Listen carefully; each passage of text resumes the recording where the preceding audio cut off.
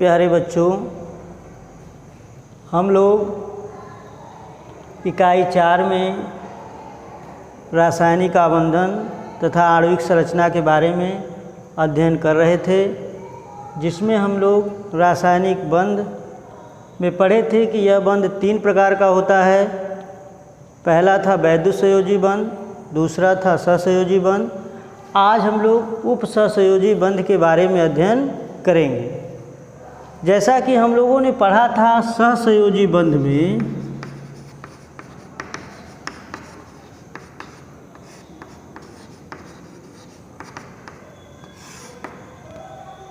कि परमाणुओं के मध्य इलेक्ट्रॉनों की साझेदारी से जो बंध बनता है उसे सहसंयोजी बंध कहते हैं।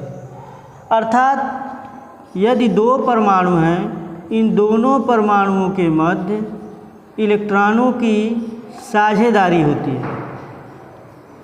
अर्थात परमाणु ए परमाणु बी दोनों परस्पर आपस में इलेक्ट्रॉनों की साझेदारी करते हैं और सहसंयोजी बंध बनाते हैं। सहसंयोजी बंध को हम लोग बांड के द्वारा दर्शाते हैं। यदि 1 इलेक्ट्रॉन की साझेदारी होती है तो 1 बांड, यदि 2 इलेक्ट्रॉन की साझेदारी होती है तो 2 बांड, यदि 3 इलेक्ट्रॉन की साझेदारी होती है तो 3 बांड। इसी प्रकार जो उपसहसंयोजी बंध होता है, उपसहसंयोजी बंध में एक विशेष प्रकार का बंध बनता है। उपसहसंयोजी बंध को लोरी तथा सिडविक ने 1923 में दिया था। लोरी और सिडविक ने उपसहसंयोजी बंध के बारे में अपना विचार प्रकट किया था। लोरी और सिडविक के अनुसार इन्होंने बताया था कि किसी एक परमाणु द्वारा दूसरे परमाणु को electron loan pair of electron दिए जाते हैं। लोन पेयर ऑफ इलेक्ट्रॉन दिए जाते हैं। लोन पेयर का अर्थ होता है एकाकी युग्म इलेक्ट्रॉन। एकाकी युग्म इलेक्ट्रॉन का अर्थ होता है कि एक जोड़ी इलेक्ट्रॉन किसी एक परमाणु द्वारा दूसरे परमाणु को दिया जाता है। जब इस प्रकार के इलेक्ट्रॉन किसी दूसरे परमाणु को दिए जाते हैं, जैसे कोई परमाणु आपका ए है, ए के पास 2 इलेक्ट्रॉन हैं, दूसरा परमाणु आपका बी है, बी को एक लोन पेयर ऑफ इलेक्ट्रॉन की आवश्यकता है। अर्थात ए अपना lone pair of electron B परमाणु को देगा। तो जो परमाणु इलेक्ट्रॉन युग्म देता है उसे दाता कहते हैं, और जो परमाणु इलेक्ट्रॉन युग्म लेता है उसे ग्राही कहते हैं। तो इस तरह से यहाँ पर ए परमाणु बी परमाणु को अपना इलेक्ट्रॉन युग्म दे रहा है। इस प्रकार के बंध को हम लोग एक विशेष तीर द्वारा दर्शाते हैं। तीर की दिशा जो होती है, जो इसका हेड होता है ग्राही परमाणु की तरफ होता है, जो इसका टेल होता है वो दाता परमाणु की तरफ होता है।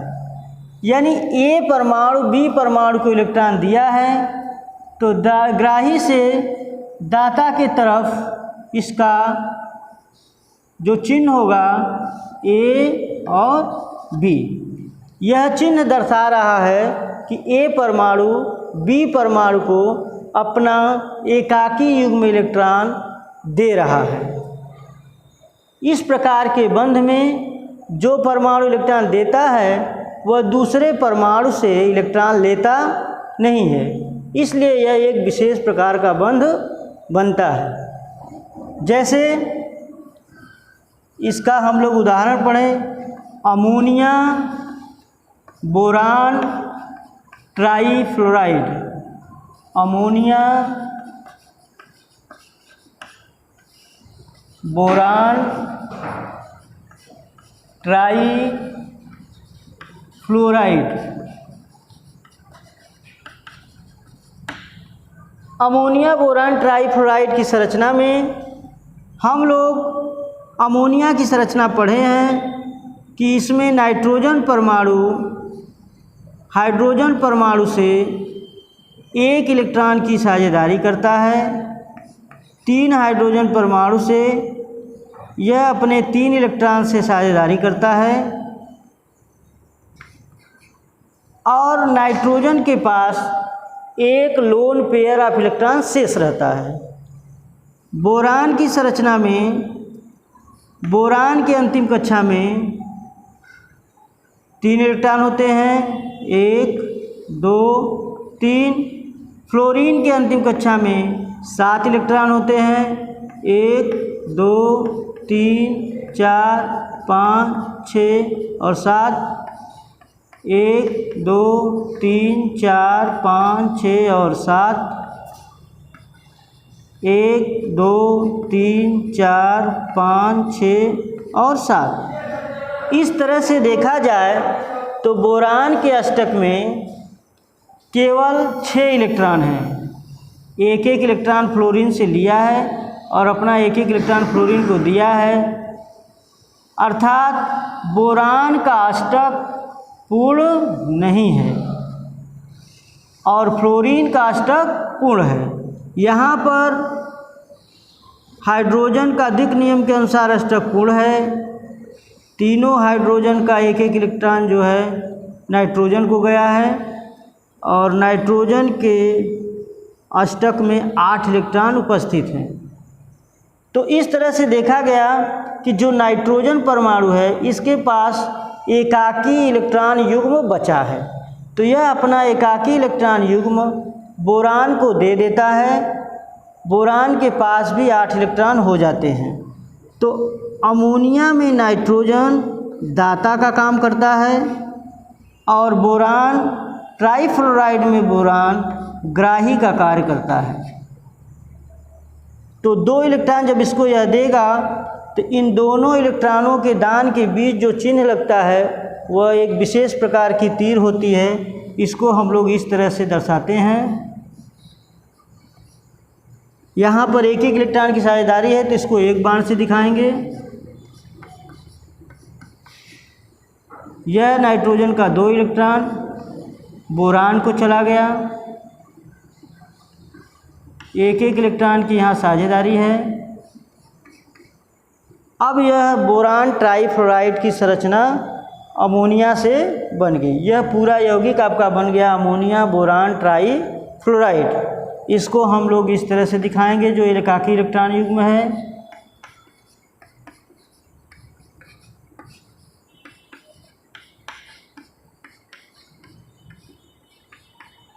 दाता से ग्राही के तरफ यहाँ पर नाइट्रोजन बोरान को एकाकी इलेक्ट्रॉन युग्म दे रहा है, तो इन दोनों के बीच इस तीर का निशान हम लोग लगाएंगे। बोरान ग्राही का काम कर रहा है और नाइट्रोजन दाता का काम कर रहा है। तो इस तरह से यह एक विशेष प्रकार का उपसहसंयोजी बंध बनता है। इसको हम कहेंगे उप सहसंयोजी बंध। इसमें जो है उपसहसंयोजी बंध आपका बना है। तो लोरी और सिडविक ने इस बंध के बारे में जो है बताया था।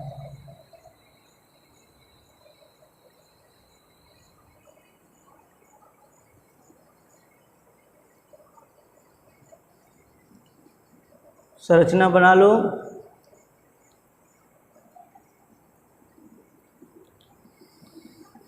दूसरे कंपाउंड की हम लोग संरचना देखेंगे।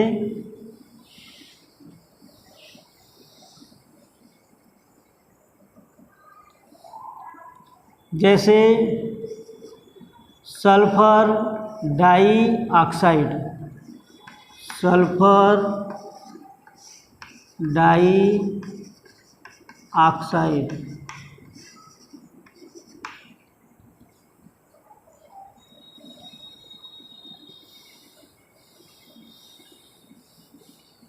सल्फर डाइऑक्साइड में सल्फर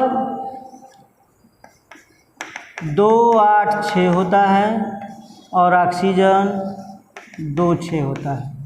सल्फर को 2 इलेक्ट्रॉन मिल जाए तो इसका अष्टक पूर्ण हो जाएगा और ऑक्सीजन को 2 इलेक्ट्रॉन मिल जाए तो उसका अष्टक पूर्ण हो जाएगा।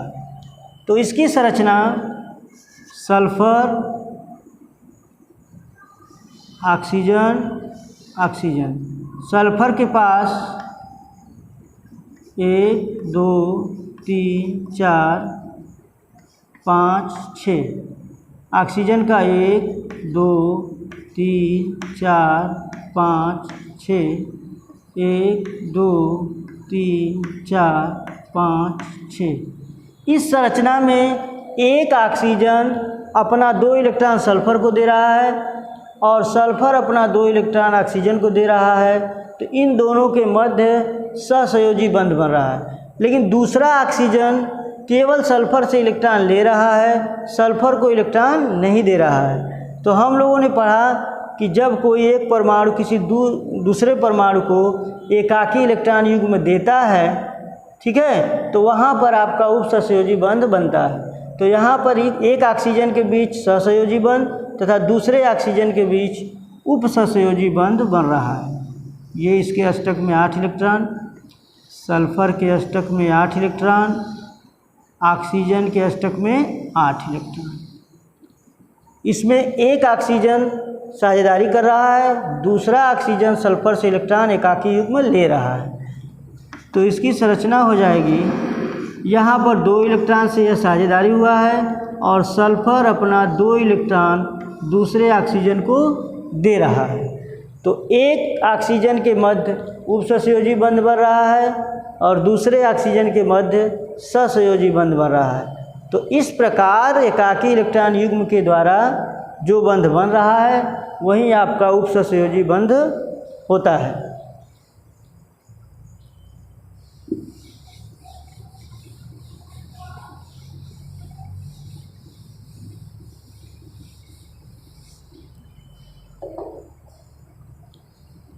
अगली संरचना H2SO4 सल्फ्यूरिक अम्ल की संरचना।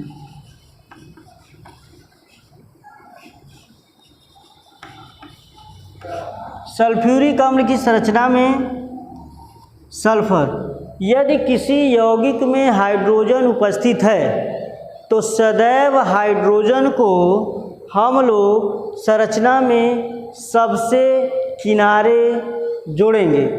बीच में हाइड्रोजन को नहीं रखा जाता क्योंकि हाइड्रोजन के अंतिम कक्षा में 1 इलेक्ट्रॉन होते हैं।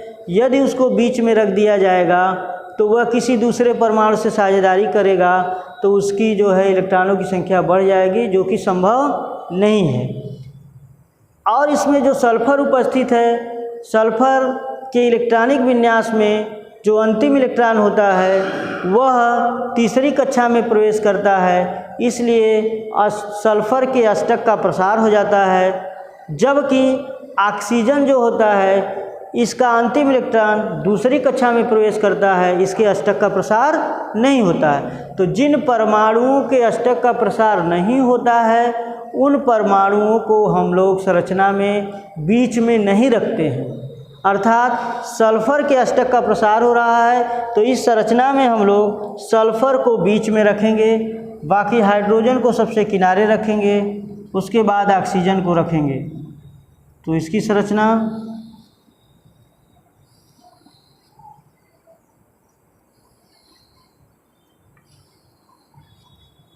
हाइड्रोजन को किनारे रखेंगे। सल्फर का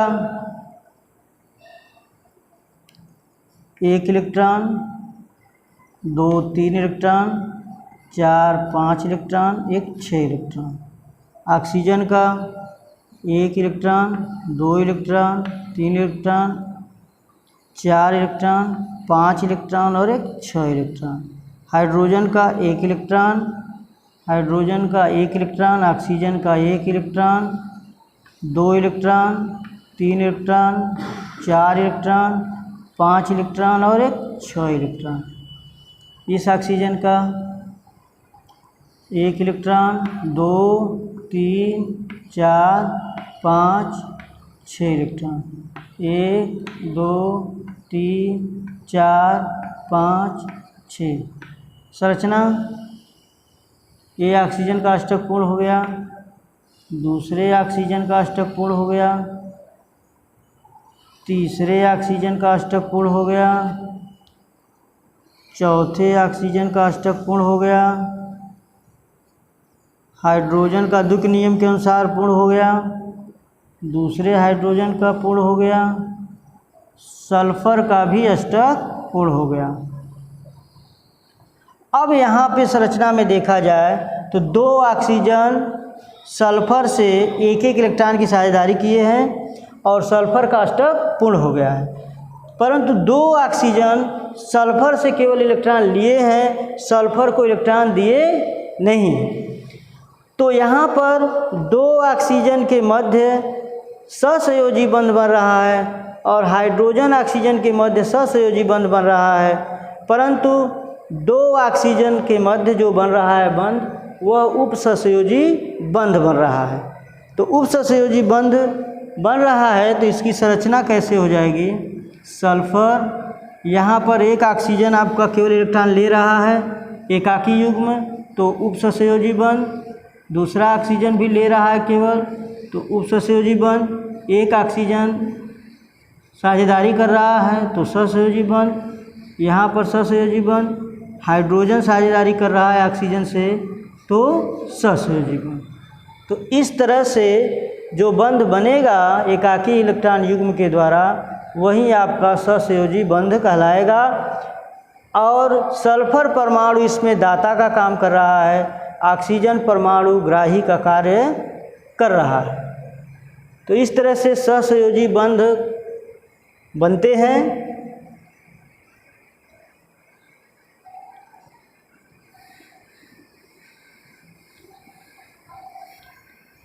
अब हम लोग पढ़ेंगे अष्टक नियम के अपवाद।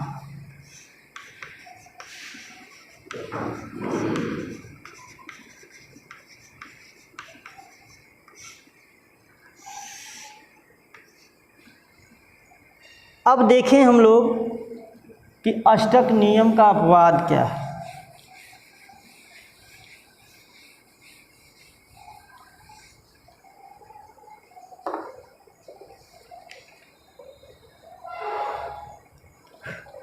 जैसे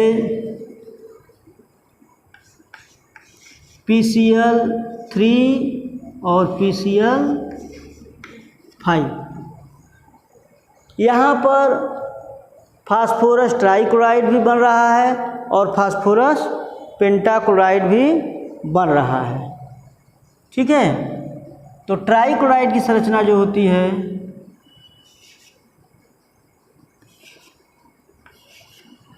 एक दो तीन चार पाँच छः सात, 1 2 3 4 5 6 7, 1 2 3 4 5 6 7, 1 2 3 4 5।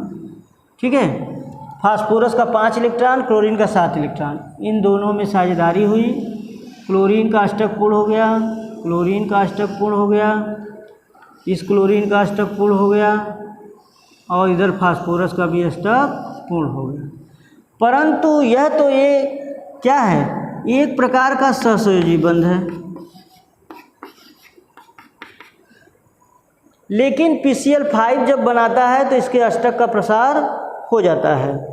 जब इसके अष्टक का प्रसार हो जाता है तो यह सारे क्लोरीन से साझेदारी कर लेता है फास्फोरस। 1 2 3 4 5 6 7, 1 2 3 4 5 6 7, 1 2 3 4 5 6 7, 1 2 3 4 5 6 7, 1 2 3 4 5 6 और 7 फास्फोरस का 1 2 3 4 5। यहाँ पर देखा जाए तो फास्फोरस अपने पांचों इलेक्ट्रॉन से साझेदारी क्लोरीन से कर रहा है।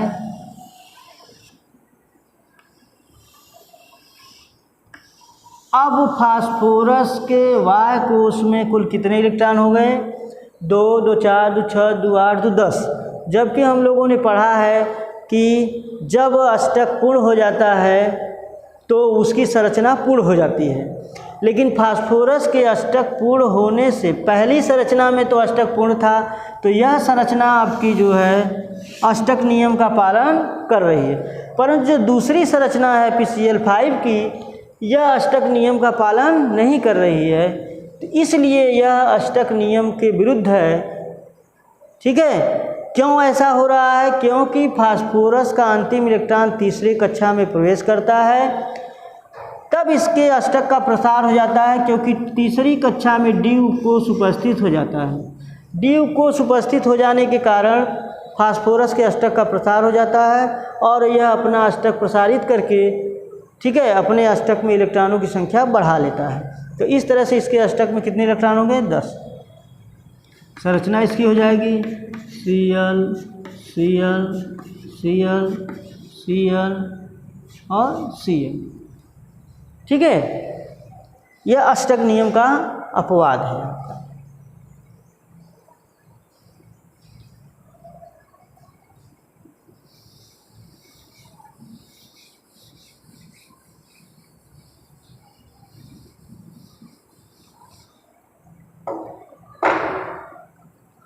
यही PCl5 संरचना सगडिन के अनुसार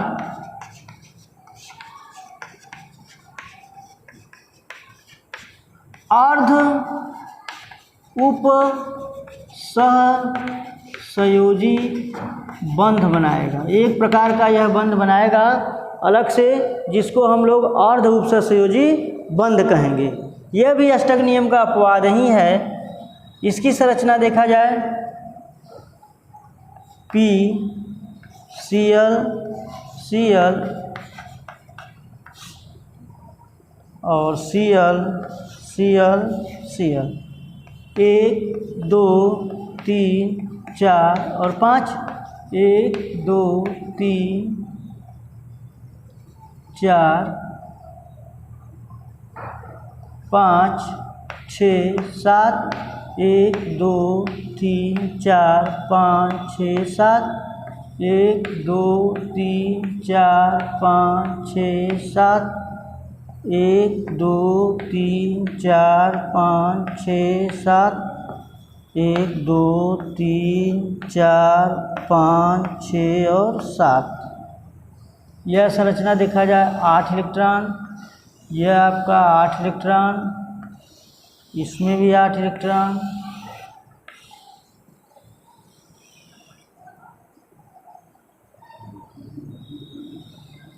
और इसका ये 10 इलेक्ट्रॉन। अब इसी इलेक्ट्रॉन में से फास्फोरस को चाहिए 8 इलेक्ट्रॉन, तो हम लोग क्लोरीन के अगर एक एक इलेक्ट्रॉन को यहाँ से हटा देते हैं, ठीक है, ये हट गया। अब क्लोरीन फास्फोरस से केवल इलेक्ट्रॉन ले रहा है, ठीक है, 2 क्लोरीन दे नहीं रहा, 3 क्लोरीन इलेक्ट्रॉन ले रहा है और दे रहा है। तो यहाँ पे हम लोग पढ़े हैं कि जो उपसहसंयोजी बंध होता है वह एकाकी इलेक्ट्रॉन युग्म के द्वारा बनता है, लेकिन यहाँ पे जो उपसहसंयोजी बंध बन रहा है वो एकाकी इलेक्ट्रॉन युग्म में से एक एक इलेक्ट्रॉन एक एक परमाणु को दे दिए जा रहे हैं। तो इस तरह से यह आपका बंध बन गया अर्ध उपसहसंयोजी बंध। यह किस प्रकार का बंध बन गया? अर्ध उपसहसंयोजी बंध। इस अर्ध उपसहसंयोजी बंध को हम लोग इस तरह से दिखाएंगे PCl Cl और Cl Cl और Cl। यह आपका जो है अर्ध उपसहसंयोजी बंध बन रहा है, अर्ध उपसहसंयोजी बंध बन रहा है। ठीक है, तो इस प्रकार से जो है यह बंध बनता है। आज के लिए इतना ही। वीडियो को लाइक एवं सब्सक्राइब अवश्य करिएगा। धन्यवाद।